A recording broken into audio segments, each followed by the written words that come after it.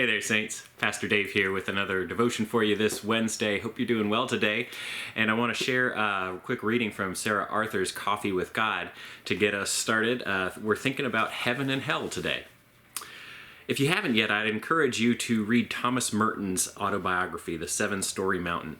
He's like a Catholic version of C.S. Lewis, except instead of converting from atheism to the Church of England, he converted from hedonism to monasticism.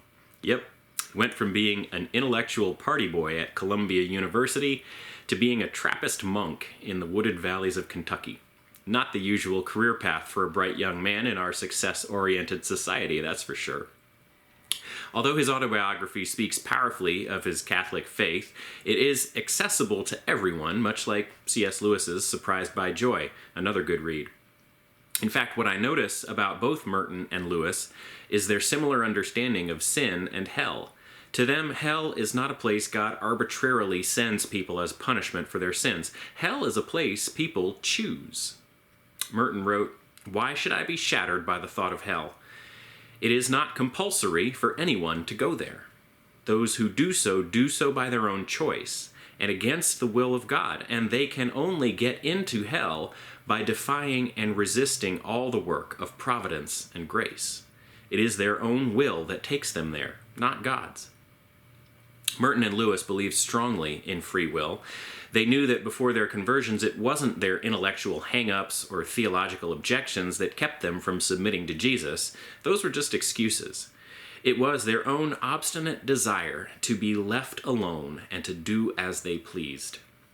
Merton said, "I was to be punished for my sins by my sins themselves." God doesn't sit up there in heaven blasting us whenever we mess up. We reap the consequences of our own behavior. Likewise, according to these men, God doesn't choose hell for some people and heaven for others. We won't stand before Christ on Judgment Day like a batch of mute vegetables at the grocery store and hear, "Keep this one, seems fine. That one's no good, it's rotten, throw it out." Rather, I imagine he will ask each one of us, "Do you love me?" And the only thing compulsory about our answer will be honesty. Well, Saints, I know heaven and hell are fascinating subjects for us. The afterlife, what happens when this life is over. They're concepts that capture our imagination, and we all are very interested in having answers. Sometimes we don't feel like our answers are very complete or concrete. We wish we knew more. But one thing that I think a lot of people seem to kind of intuit is that heaven and hell are a reward and punishment system. They are where we are admitted or sent based on how good of a life we've lived. And frankly, I don't think that that is the Christian story. I don't think that that is compatible with the message of the gospel for a lot of reasons, but the one that's pointed out here in today's devotion has a lot to do with the nature of free will, the nature of choice and consequence. So one thing that we tend to think is we make choices and God keeps score. And in the end, God will read the ledger and decide where we belong. Merton and C.S. Lewis, I've never read Merton, I've read a lot of Lewis, both seem to have a different sense of it, that we make choices, and those choices have natural outcomes, natural consequences. In C.S. Lewis's book, The Great Divorce, this is really well illustrated. You might want to read this one if you never have before. Think of it as a kind of a tour guide through heaven and hell. And when I read this first I think in high school, it absolutely opened my eyes to the possibility of a different way of understanding the afterlife. That we would not go to heaven if we were not the kind of people who wanted to be there. And we would not go to hell if we were not the kind of people who wanted to be there.